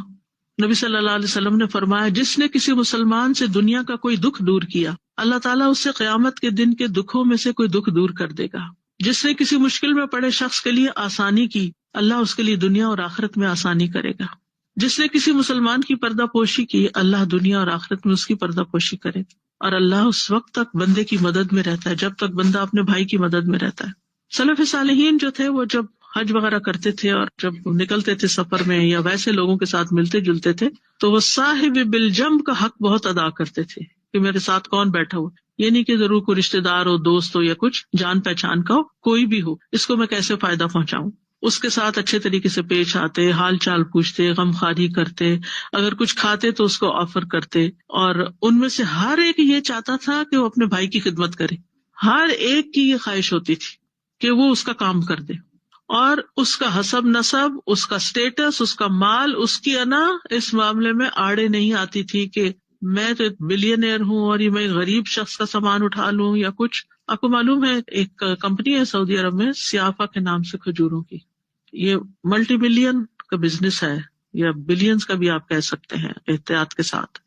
انہوں نے حرم کے پاس حاجیوں کو کھلانے کے لیے 30 ملین کا کچن بنوایا ہے، جس میں روزانہ کھانا پکتا ہے اور وہ فری بٹتا ہے رمضان میں خاص طور پر. اور آپ حیران ہوں گے کہ جو اس کا مالک ہے وہ خود بھی وہاں جا کے کام کرتا ہے کبھی، اور اس کے علاوہ کبھی وہ کسی ضعیف کی ویل چیئر لے کے تو خود چلا کے طواف کروا کے لے آتا ہے.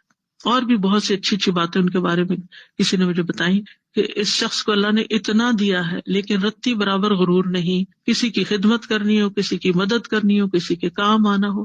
ہم دیکھیں کہ اللہ کے مہمانوں میں سے کسی ایک کو بھی اگر کچھ کھلا دینا تو انسان کا دل خوش ہو جاتا ہے کہ میں نے اللہ کے گھر میں کسی کو کچھ دیا ہے.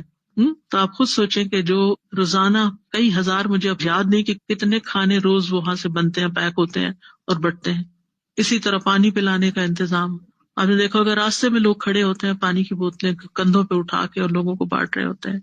تو یہ سلف صالحین کی، اور اب بھی میں دیکھتی ہوں کہ بہت سے لوگوں میں اس طرح کی خیر پائی جاتی ہے. ہمارے یہاں تو یہ ہے نا کہ میں استاد ہوں تو اس لیے مجھ پہ لازم نہیں کہ میں اپنے شاگرد کو پانی پکڑاؤں، شاگردی کا کام ہے کہ وہ جو پانی پکڑائے. نہیں، کسی طرح کا بھی، آپ ماں ہیں، آپ استاد ہیں، آپ کوئی بہت بڑی بزنس مین ہے، کچھ بھی ہے، کوئی آپ کو اسٹیٹس ملا ہوا ہے، لیکن آپ اللہ کے گھر میں ایک عاجز فقیر ہیں، اور وہاں پر کسی کی بھی خدمت کرنی، کسی کے بھی کام آنا ہو، کسی کو بھی کچھ دینا ہو، کوئی چیز آڑے نہیں آنی چاہیے، کوئی ایگو نہیں ہونی چاہیے، کوئی اپنی سیلف اسٹیم کا وہ جو ہوتا ہے بھوت سوار کے ہم بڑی چیز ہیں وہ نہیں ہونا چاہیے۔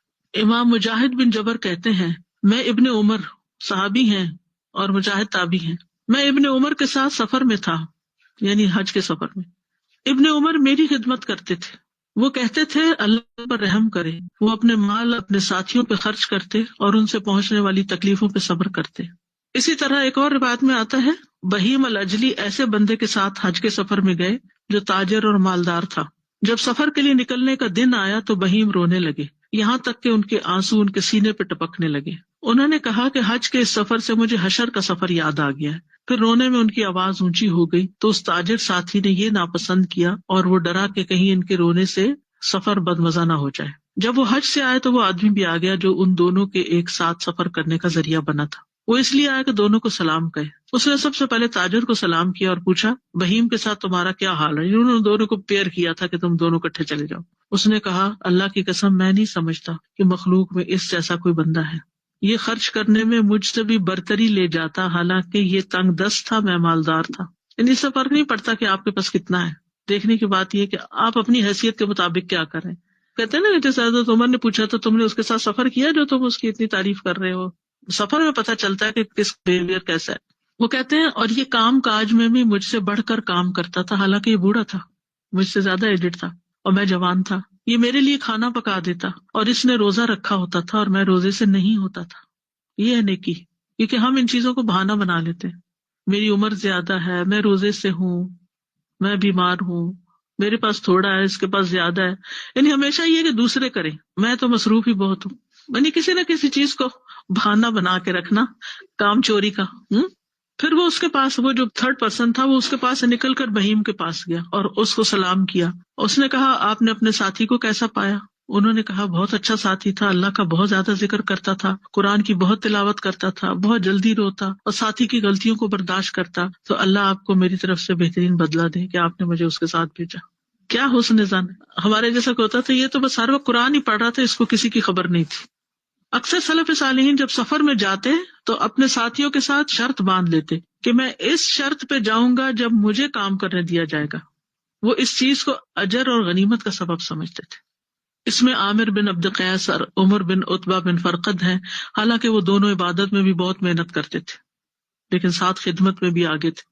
عبداللہ بن مبارک سفر میں اپنے ساتھیوں کو بہت مزے کا کھانا کھلاتے اور خود روزہ رکھتے تھے۔ جب وہ اپنے شہر مرو سے حج کرنے جاتے تو اپنے ساتھیوں کو جمع کرتے اور کہتے، آپ میں سے کون حج کرنا چاہتا ہے؟ تو وہ ان کے خرچے لے لیتے، اچھا لاؤ پیسے، میں تمہیں حج کرواتا ہوں۔ پھر صندوق میں ڈال کے ان کو تالا لگا دیتے اور اٹھا کے رکھ دیتے۔ پھر اپنے پاس سے ان پر بہت کچھ خرچ کرتے، کھانے کھلاتے، جو وہ پیچھے والوں کے لیے تحفے تحائف خریدنا چاہتا وہ خرید کے دیتے۔ پھر ان کو اپنے ملک یا شہر کی طرف واپس لے آتے، جب پہنچ جاتے تو کھانے پہ بلاتے، پھر ان کو جمع کرتے، پھر وہ صندوق منگواتے جس میں ان کا سرمایہ ہوتا، پھر ہر ایک کے پیسے اس کو واپس دے دیتے، یہ لو۔ اسی طرح نبی صلی اللہ علیہ وسلم کے بارے میں آتا ہے کہ ان کے ایک ساتھی مجلس میں حاضر نہیں ہو رہے تھے، لوگوں نے بتایا کہ وہ بیمار ہیں، تو آپ خود چل کر ان کے پاس چلے گئے ان کا حال پوچھنے کے لیے۔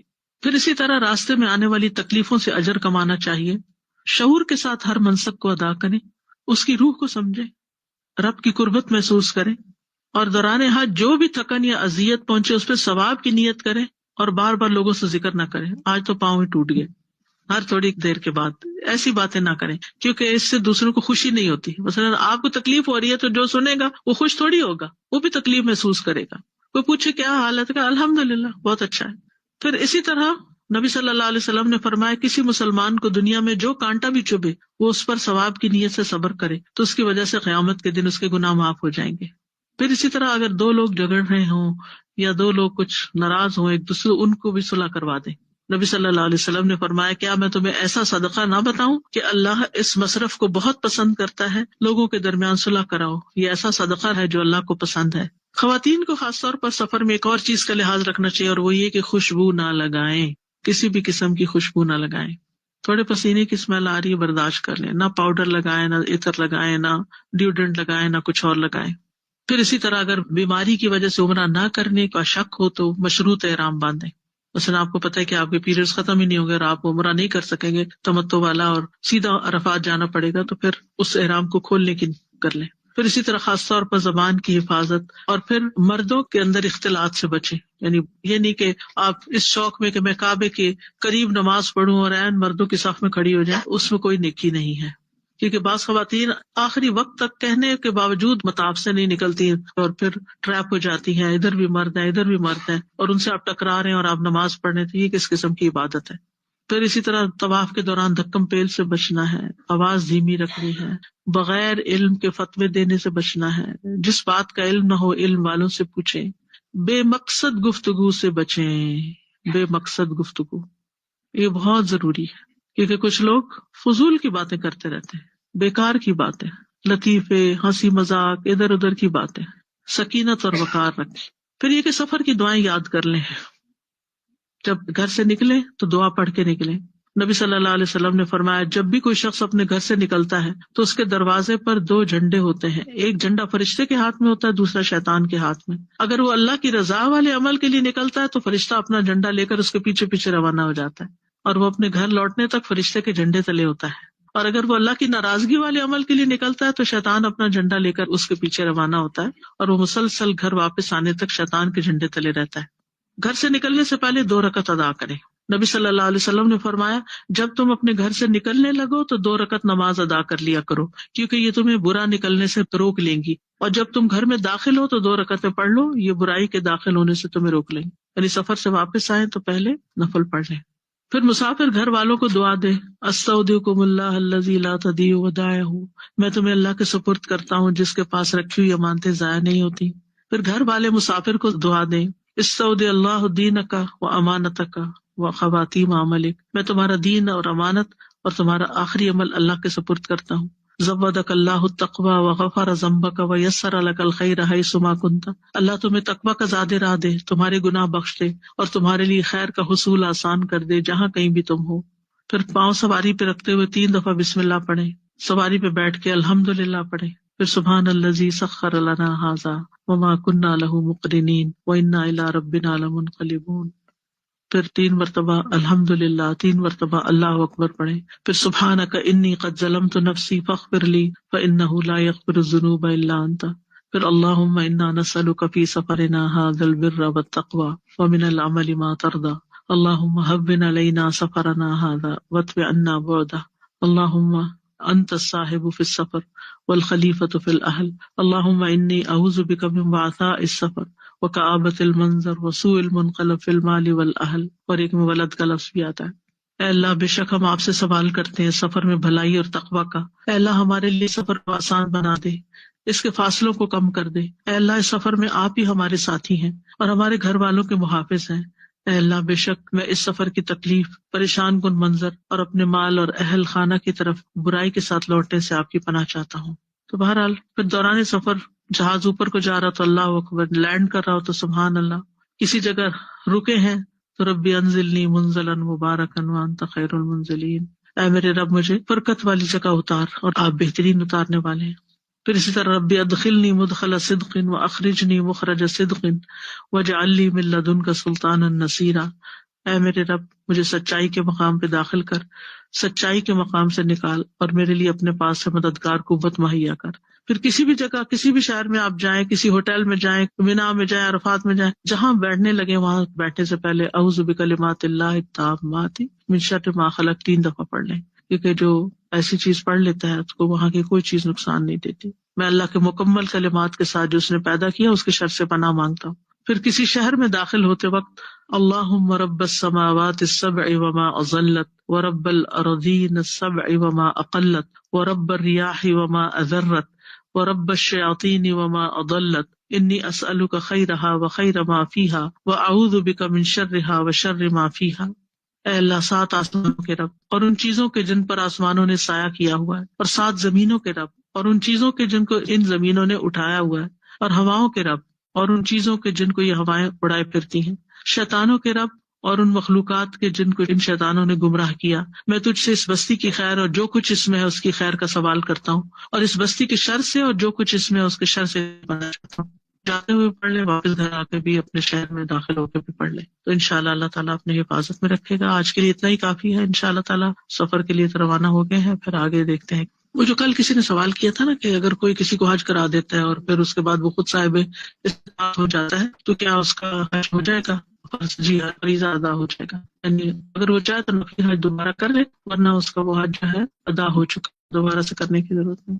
کوشچن جیسا تھا نا کہ نکلنے سے پہلے اصلاح تو پڑے اپنے گناہ، جیسے نا کیا کہ کچھ لوگ کہتے ہیں کہ کس سے کہہ کہ جائے کہ like if I have done any thing wrong to you تو مجھے فارگیو کر دیں because I am going for حج، اور اس طرح سے کچھ کر سکتے ہیں ٹو یو؟ ضرور کہنا چاہیے، کہہ کے جانا چاہیے. جی جی جزاک اللہ خیر. جب حج کیا جائے، عمرہ کیا جائے تو اچھے سے کیا جائے، یعنی پیسہ خوب لگایا جائے اور کمفرٹیبل عمرہ کیا جائے تو زیادہ ثواب ہوتا ہے. کیونکہ ابھی آپ نے بتایا کہ وہ ایک ہی اونٹ لیتے تھے، رسول صلی اللہ علیہ وسلم نے ایک ہی اونٹ لیا جو سب ان کا سامان والا بھی تھا. تو لیکن اونٹ اچھا ہو، ٹھیک ہے نا. یعنی کمفرٹیبل حج کا مطلب یہ ہے کہ سواری اچھی ہو، سامان تھوڑا ہی ہو، بے شک سواری اچھی بھی ہے.